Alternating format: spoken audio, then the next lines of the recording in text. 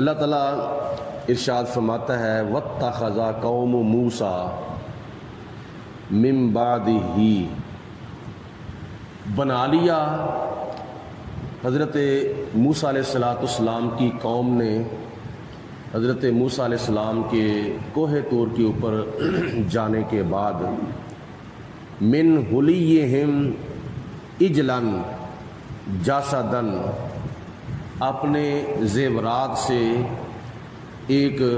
بچھڑے کا مجسمہ، لہو خوار، اور اس سے بیل کی آوازیں نکلتی تھیں۔ حضرت موسیٰ علیہ السلام جب کوہ طور کے اوپر 40 راتوں کے لیے چلا کشی کرنے کے لیے چلے گئے، اور اسی دوران آپ کی قوم کے اندر ایک شخص تھا جس کا نام تھا سامری، اور وہ سونے اور چاندی کا کام کرتا تھا۔ تو اس نے زیورات اکٹھے کیے، سونے اور چاندی کے زیورات اکٹھے کر کے، چونکہ وہ سونے چاندی کا کام کرنا جانتا تھا، تو اس نے ایک بچھڑے کی شکل میں مجسمہ تیار کیا سونے چاندی کا۔ اور جب مجسمہ تیار کیا تو سورۃ طٰہٰ کے اندر اس چیز کی وضاحت ہے کہ حضرت سیدنا جبریل علیہ السلام کی سواری کے قدم جس جگہ پر لگے تھے وہاں سے اس نے مٹی لی، اور مٹی لے کر اس مجسمے کے اندر وہ مٹی ڈال دی، جس کی وجہ سے اس سے کیا نام ہے بیل کی آوازیں آنی شروع ہو گئی۔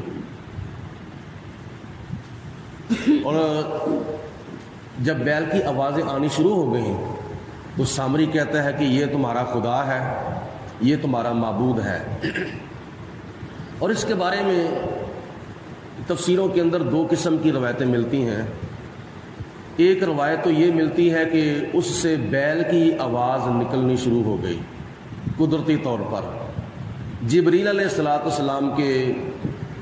جو سواری تھی اس کے قدموں کی مٹی کی وجہ سے۔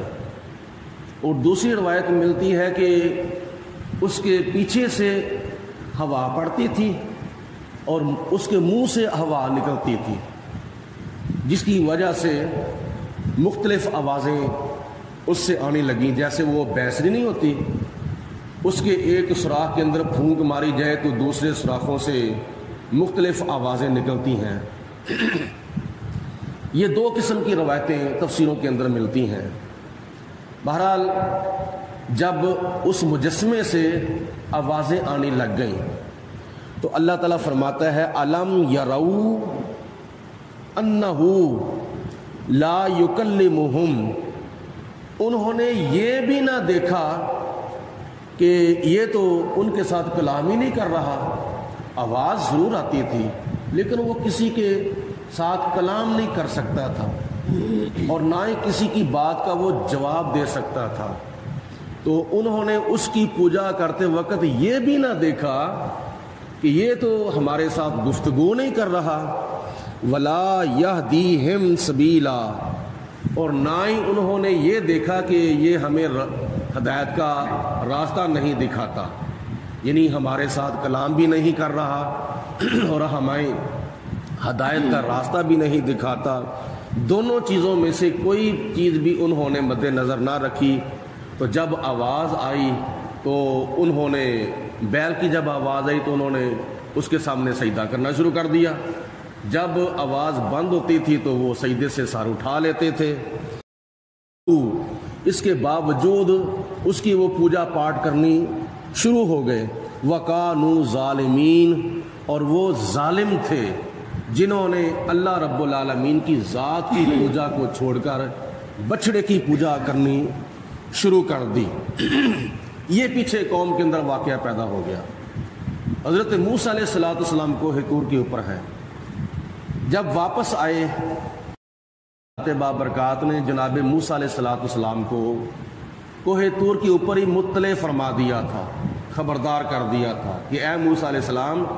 تیری قوم کے اندر یہ معاملہ پیدا ہو چکا ہے، یہ شرک پیدا ہو چکا ہے۔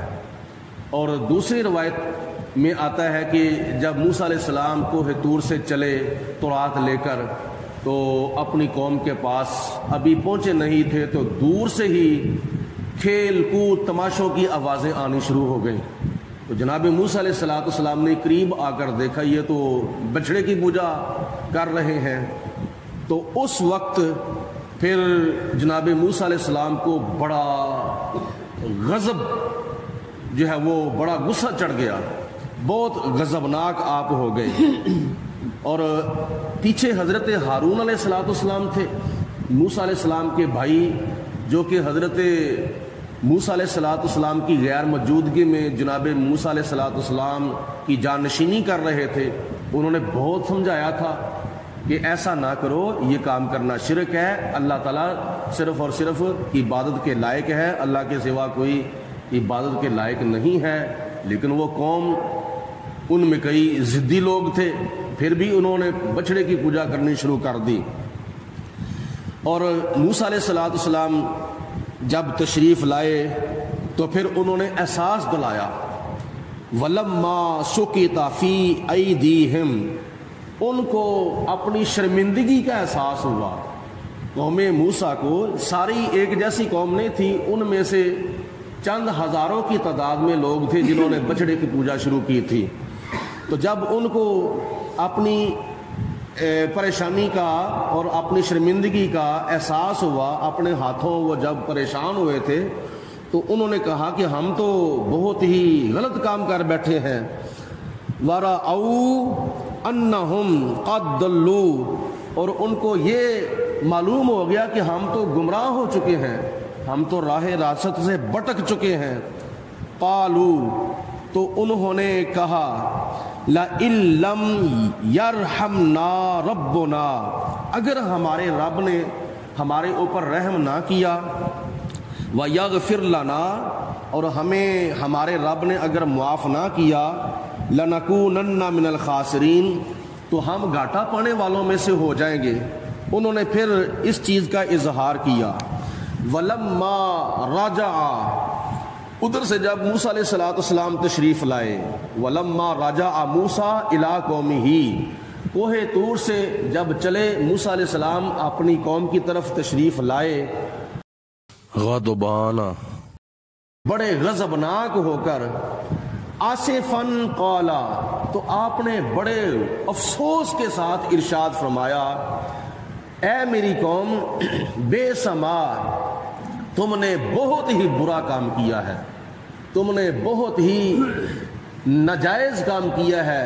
ایسا کام کیا ہے کہ جو اللہ کو بھی غضبناک کر دینے والا ہے اور مجھے بھی غضبناک کر دینے والا ہے۔ خلفتمونی، میرے پیچھے، یعنی میری غیر موجودگی میں، من بعدی، میرے کوہ طور کے اوپر جانے کے بعد تم نے وہ کام کیا ہے جس کی تمہارے اوپر توقع نہیں تھی۔ اَأَجِلْتُمْ أَمْرَ رَبِّكُمْ، کیا تم نے اپنے رب کے حکم کا بھی انتظار نہیں کیا؟ اتنی تم نے جلد بازی کی ہے۔ آپ کو پتہ بھی تھا کہ میں کوہ طور کے اوپر گیا ہوں، اللہ تعالیٰ نے مجھے تورات دینے کے لیے بلایا ہے، تو میں تورات کی تختیاں لے کر آیا ہوں، تو تم نے اللہ تعالیٰ کی کتاب آنے کا بھی انتظار نہیں کیا، خدا تعالیٰ کی حکم کا بھی تم نے انتظار نہیں کیا۔ وَأَلْقَى الْأَلْوَاحَ، حضرت موسیٰ علیہ السلام نے تورات کی تختیوں کو نیچے رکھا۔ وَأَخَذَ بِرَأْسِ أَخِيهِ، اور حضرت موسیٰ علیہ السلام نے اپنے بھائی ہارون علیہ السلام کے سر کے بالوں کو پکڑا غصے کے ساتھ، اور سر کے بالوں کو پکڑ کر یجرہ الیہ، زور سے کھینچا، یعنی اتنا غصہ چڑھ گیا موسیٰ علیہ السلام کو۔ وہاں آپ جلالی پیغمبر بھی تھے، حضرت موسیٰ علیہ السلام اللہ تعالیٰ کے لاڈلے پیغمبر بھی تھے اور بڑے جلالی پیغمبر بھی تھے۔ تو جناب موسیٰ علیہ السلام نے جب اپنی قوم کے اندر یہ شرک دیکھا کہ بچڑے کی پوجا ہونی شروع ہو گئی ہے، تو حضرت ہارون علیہ السلام کو فرمایا کہ اے ہارون میرے بھائی، میں تجھے اپنی جگہ پہ چھوڑ کے گیا تھا، وَأَصْلِحْ، میں آپ کو کہہ کے گیا تھا کہ ان کی اصلاح کرنا اور ان کی نگرانی کرنا، تو آپ کی موجودگی میں انہوں نے شرک شروع کر دیا ہے، آپ کی موجودگی میں انہوں نے بچڑے کی پوجا پاٹ شروع کر دی ہے۔ حضرت موسیٰ علیہ السلام کو غصہ اتنا چڑھا کہ آپ نے وہ تورات کی تختیاں نیچے رکھی اور اپنے ہاتھ کے ساتھ حضرت ہارون علیہ السلام کا سر مبارک پکڑا، اور پکڑ کر جب زور سے کھینچا تو حضرت ہارون علیہ السلام نے آگے سے عرض کی، قال ابنا امّا، اے میری اماں کے بیٹے۔ حضرت ہارون کہتے ہیں کہ اے موسیٰ علیہ السلام، اے میری ماں کے بیٹے، ان القوم استضعفونی، بے شک میری قوم نے مجھے بے بس کر دیا تھا۔ میں نے اپنی قوم کو بڑا سمجھایا تھا کہ ایسا نہ کرو، لیکن میری قوم اتنی اوور ہو چکی تھی اور اتنی مجھ سے، میرے کنٹرول سے باہر ہو چکی تھی۔ وَقَالُوا يَقْتُلُونَنِي، میری قوم ان قریب شاید مجھے قتل کر دیتی، اگر میں مزید ان کو منع کرتا، سختی کے ساتھ روکتا، تو میری قوم مجھے ممکن تھا کہ مجھے قتل کر دیتی۔ فَلَا تُشْمِتْ بِيَ الْأَعْدَاءَ، تو اے موسیٰ علیہ السلام میری قوم کے اندر میرے دشمنوں کے سامنے مجھے شرمندہ نہ کریں، میں نے اپنا فریضہ سر انجام دے دیا ہے، لیکن قوم جو تھی وہ کنٹرول سے باہر ہو چکی تھی۔ قوم ساری کی ساری وہ ہزاروں کی تعداد میں لوگ جو تھے وہ سامری کے پیچھے لگ گئے تھے۔ وَلَا تَجْعَلْنِي مَعَ الْقَوْمِ الظَّالِمِينَ، اے موسیٰ علیہ السلام مجھے ظالم لوگوں کے اندر شمار نہ فرمائیں، میں نے آپ کی تخت نشینی کا اور آپ کی جانشینی کا حق ادا کر دیا ہے۔ تو جناب موسیٰ علیہ السلام نے جب جناب ہارون علیہ السلام کا عذر سنا تو آپ کا پھر غصہ جو تھا وہ اترا کہ واقعی یہ قوم اوور ہو چکی تھی۔ جناب ہارون علیہ السلام نے واقعی ان کو بڑا سمجھایا تھا لیکن انہوں نے نہیں مانا، تو اس وقت جناب موسیٰ علیہ السلام نے پھر اللہ کی بارگاہ میں عرض کی، قال ربی، اے میرے پروردگار عالم، اغفر لی، یا اللہ مجھے بھی معاف فرما دے، میں نے اپنے بھائی حضرت ہارون علیہ السلام کے اوپر جو غصہ اتارا ہے، غضبناک ہوا ہوں، سر پکڑ کے کھینچا ہے، مجھے بھی معاف فرما دے، والے اخی، اور میرے بھائی کو بھی معاف فرما دے، اگر ان سے کوئی کمی کوتاہی میری جانشینی کے اندر ہو چکی ہے تو یا اللہ اسے بھی معاف فرما دے۔ وَأَدْخِلْنَا فِي رَحْمَتِكَ، اور مجھے اور میرے بھائی حضرت ہارون علیہ السلام کو اپنی رحمت کے اندر داخل فرما۔ وَأَنْتَ أَرْحَمُ الرَّاحِمِينَ، یا اللہ تو بہتر رحم کرنے والا ہے۔ ان الذین اتخذوا العجل، بے شک جن لوگوں نے بچڑے کو خدا بنا لیا، بچڑے کو معبود بنا لیا، سینالہم، ان قریب ان کو پہنچے گا، غضب من ربہم، ان کے رب کی طرف سے غضب، خدا تعالیٰ کی طرف سے غصہ، غضب ان کو ان قریب پہنچے گا، وذلۃ فی الحیات الدنیا، اور دنیا کی زندگی کے اندر ان کو ذلت بھی پہنچے گی، یعنی وہ خدا کی غضب سے مغضوب بھی ہو جائیں گے اور وہ ذلیل و خوار بھی ہو جائیں گے۔ وَكَذَلِكَ نَجْزِي الْمُفْتَرِينَ، اور اسی طرح ہم گڑھنے والوں کو، اپنی طرف سے باتیں گڑھنے والوں کو سزا دیتے ہیں۔ والذین، اور جو لوگ جنہوں نے عامل السیئات، جنہوں نے برے اعمال کیے، جنہوں نے خطائیں کی، ثم تابوا، اور پھر اللہ تعالیٰ کی بارگاہ میں توبہ کی، من بعدہا، ان برے اعمال کے بعد، ان خطاؤں کے بعد جنہوں نے سچی توبہ کی، وآمنوا، اور ایمان لائے، یعنی اللہ کی ذات بابرکات کے اوپر پکا یقین کر لیا،